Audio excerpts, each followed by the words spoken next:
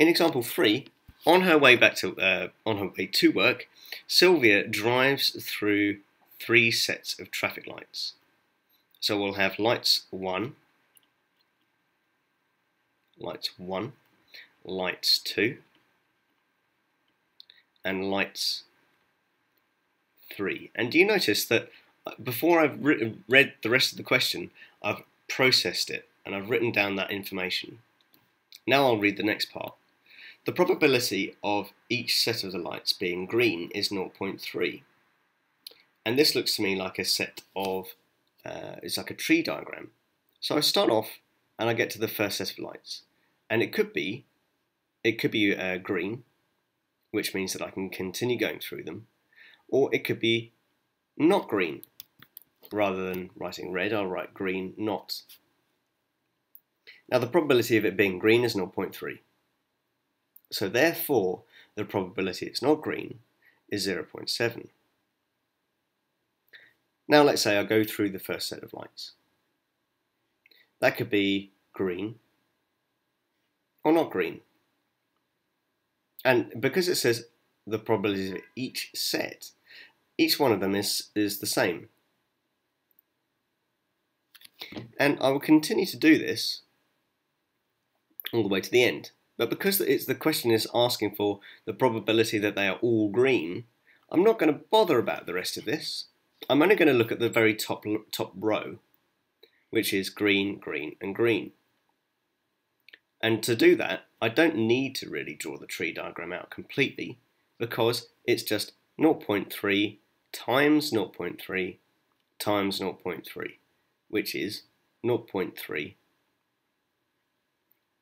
cubed.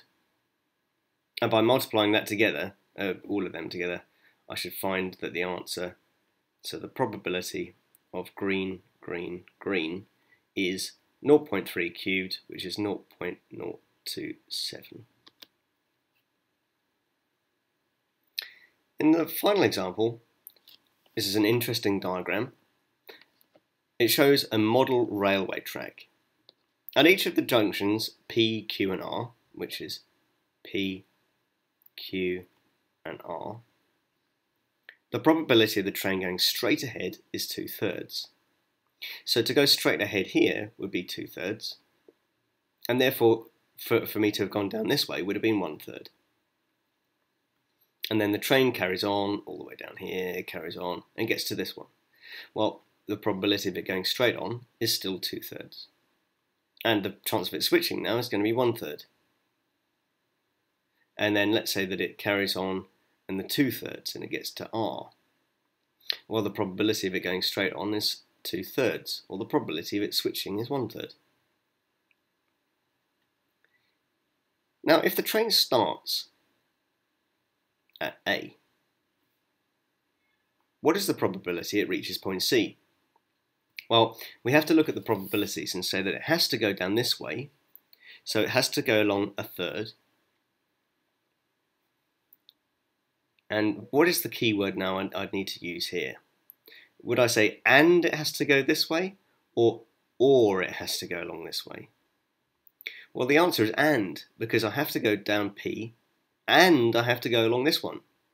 So because I said and, I have to multiply the probability. And to get to C, I also have to go this way. I have to go along this with an and. It has to go this way and this way to get to C.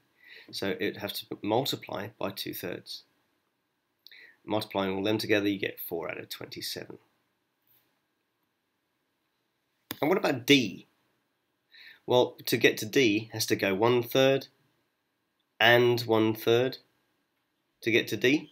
So 1/3, oops, 1/3 and 1/3 is this route, one like that. But that's not the only way. I could also go the yellow route. And the yellow route would be 1/3 times 2/3 times 1/3. But because I could go down the blue route or the yellow route, because I said or there, I use plus. Now by adding these probabilities together, I would get 5 out of 27. I did this on a calculator. You wouldn't be able to do that in your head necessarily, but you could see that actually from the top here is 1 on this side and 2 on this side. But this is out of 9, that's out of 27. You'd have to do a bit of manipulation here to find that that would be 5 out of 27. Okay, now we got to the part where you try it on your own.